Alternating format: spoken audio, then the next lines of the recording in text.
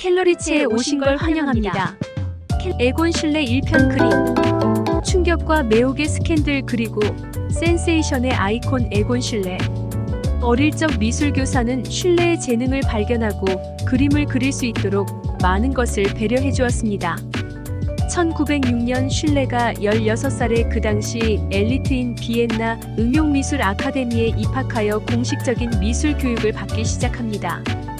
하지만 학교의 보수적인 교육 방식에 반발하면서 가까운 곳에 있는 빈블리파 전시장에 자주 가게 되었고 클림트 주의를 맴돌게 되었습니다.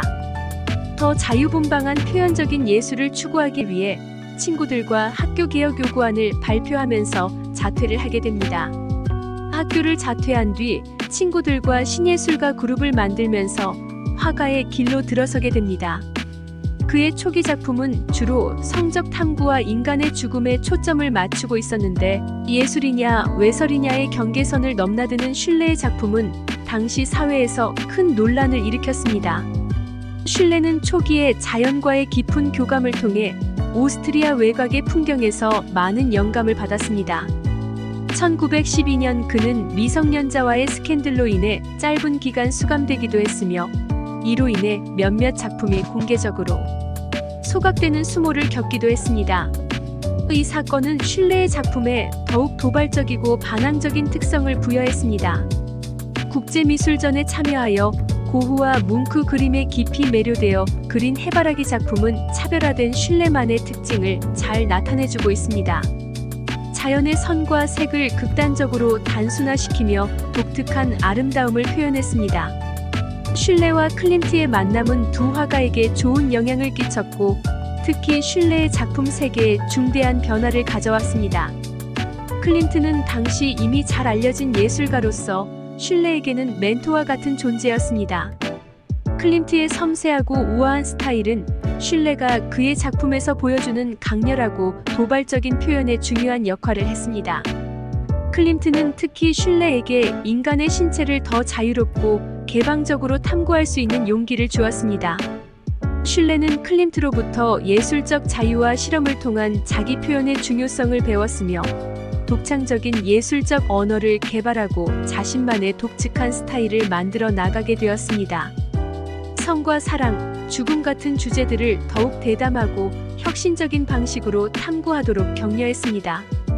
클림트의 모델이었던 17세 발리노이즈를 만나면서 실레의 내면을 이끌어낸 작품들이 완성되어 갔습니다. 그의 작품은 평범치 않는 구도가 주는 호의적 인상, 낙서인 듯 흐트러지고 춤추는 선들, 그림이 주는 거만한 매혹이 인간다움으로 사람들의 진심을 마주하게 합니다. 에곤 실레 2편 사랑. 짧은 생애 그리고 스페인 독감. 실레는 자신의 작품에 모델로 등장하는 여성들과 종종 감정적, 때로는 로맨틱한 관계를 맺곤 했습니다. 실레는 다양한 사회계층의 여성들과 교류했으며 이 중 일부는 그의 예술적 영감의 원천이 되기도 했습니다. 그의 작품에는 종종 강렬하고 개인적인 감정이 담겨 있는데 이는 그가 맺었던 인간관계들에서 비롯된 것으로 보입니다.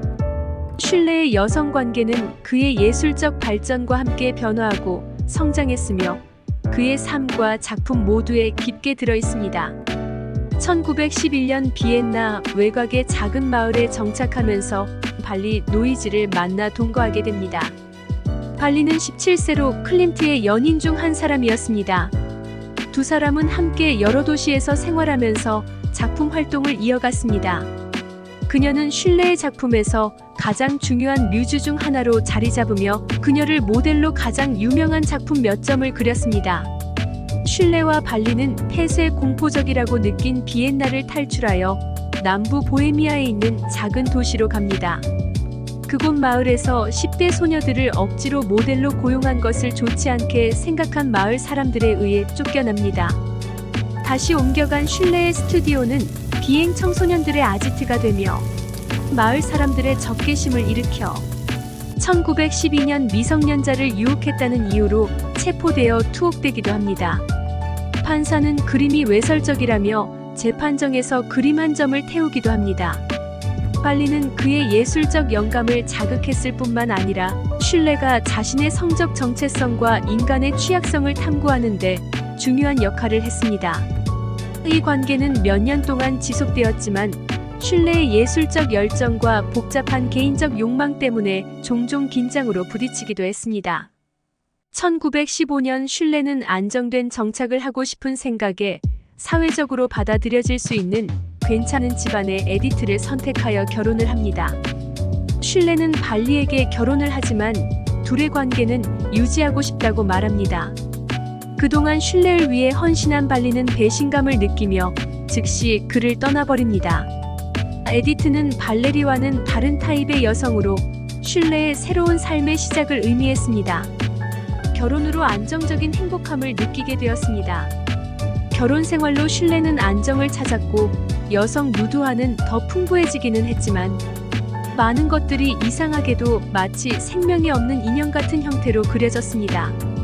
1918년 임신 6개월인 에디트가 스페인 독감으로 요절하면서 갑작스럽게 모든 것이 멈추고 맙니다.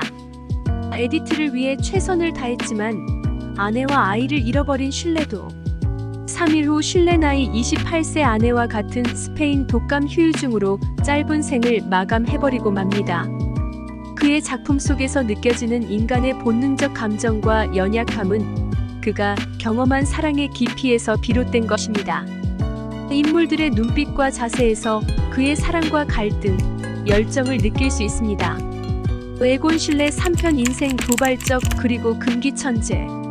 금기를 넘은 천재이며 도발적 예술가 에곤 슐레는 1890년 오스트리아 툴른에서 태어났습니다. 그의 아버지는 국철의 역장이었고 엄격한 직업 정신과 더불어 예술에 대한 이해도 있었던 인물이었습니다. 어린 시절 슐레는 부끄러움이 많고 운동과 그림을 제외하고는 학교 생활을 잘하지 못했습니다. 슐레가 15세 때 아버지가 매독으로 사망하자 고모부가 후견인이 되어 보살핌을 받게 됩니다. 아버지와 어머니의 잦은 싸움의 원인은 아버지가 매독이 걸린 상태로 결혼을 하게 되어 이로 인해 가족에게 여러 가지 어려움을 겪게 한 이유였습니다. 아버지가 사망했는데 슬퍼하지 않는 어머니에 대해 죽음에 대한 회의감으로 어머니와의 갈등이 심화되었습니다. 슐레의 방황은 초기에는 불안정하고 역동적인 관계가 많았으며 변화를 추구하면서도 안정적인 삶을 원했고 결혼을 통해 가정을 꾸리려는 욕구로 이어졌습니다. 에디트 하룸과 1915년 결혼을 하고 함께 살게 되었습니다. 결혼 3일 후 제1차 세계대전에 징집되어 나가게 되었고 군인으로 복무 중에도 스튜디오에서 예술 활동을 이어나갈 수 있게 되었습니다. 에디트와 안정되고 행복한 생활을 꿈꾸며 안정감과 평화스러움을 향한 전환점을 맞이하게 됩니다. 예술적 스타일도 이전보다 더욱 성찰적이고 감정적인 깊이가 더욱 풍부해지기 시작했습니다. 에디트는 슐레의 삶의 안식처와 영감의 원천이 되었으며 삶에 긍정적인 영향을 주었습니다.